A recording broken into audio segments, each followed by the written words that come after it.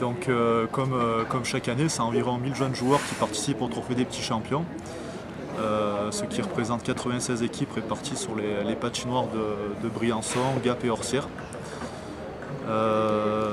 Toutes ces patinoires donc, accueillent une catégorie, donc les moins de 9 ans à Briançon, les moins de 11 ans à Orsières et moins de 13 ans à Gap. Le déroulement sur les trois patinoires est le même.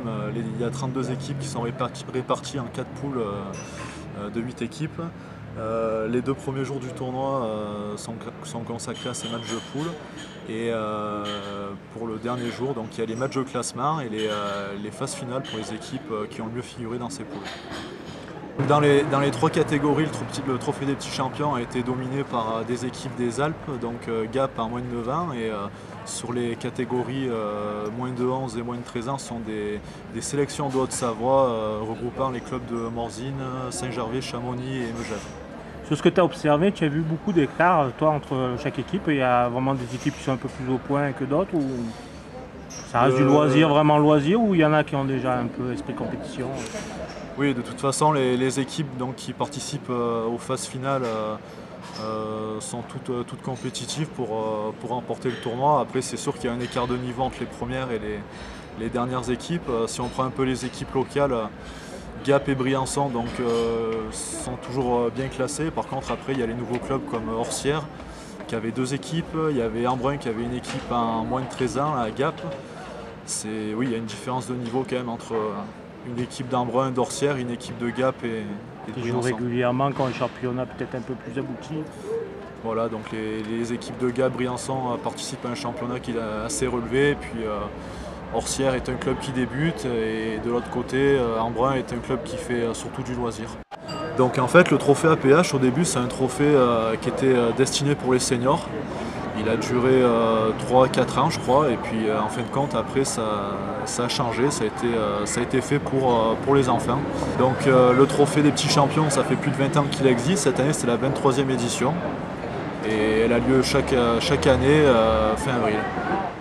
Je pense qu'il est sur la bonne voie. On a une équipe nationale qui figure de mieux en mieux au championnat du monde, malheureusement qui ne fait pas encore les Jeux Olympiques, mais bon après ça se structure, c'est pas évident sur le territoire parce qu'il n'y a quand même pas beaucoup de patinoires, ce qui fait que c'est dur d'avoir des licenciés, dur d'avoir des équipes vraiment compétitives, mais voilà, la fédération fait de son mieux pour développer tout ça. Bah, tu es aussi surtout responsable du club d'Orsières, qui est un des maillons essentiels du club. Tu peux nous dire un petit peu toi ce que tu en penses de l'avenir de ce club? Donc en fait on a créé le club donc, il y a 1 an et demi à Orsières. La contrainte qu'on a principale, c'est qu'en début de saison on n'a pas la glace. Après on a la chance d'avoir un partenariat avec le club des Rapaces de Gap et de pouvoir faire évoluer nos jeunes sur la patinoire qui à moyen terme descendront forcément pour faire des études sur Gap. Et donc ça va servir au club de Gap. Et par rapport au club, tu penses que ça a plus une vocation loisir ou vous visez quand même un petit peu d'avoir des équipes compétition à long terme? Donc aujourd'hui on arrive à faire les deux, on fait découvrir un sport qui était inconnu par pas mal de monde sur Orsières. Donc c'est vrai que ça a surtout un côté loisir aujourd'hui. Après il y a pas mal de licenciés qui sont en train de se prendre au jeu et qui descendent s'entraîner à Gap et qui découvrent l'Alp Arena, tout ça, une autre façon de fonctionner et qui prennent goût à la compétition. Ouais, donc le fait d'avoir l'Alp Arena permet quand même de faire la liaison entre l'hiver là-haut et puis le reste de la saison en bas, quoi. Voilà, c'est sûr que l'Alp Arena à Gap y est pour beaucoup. La convention qu'on a avec le club de Gap est très importante parce que ça permet de garder un pied dans le hockey au moment où la patinoire d'Orsières est fermée, vu qu'en dehors de la saison touristique, il n'y a pas la glace.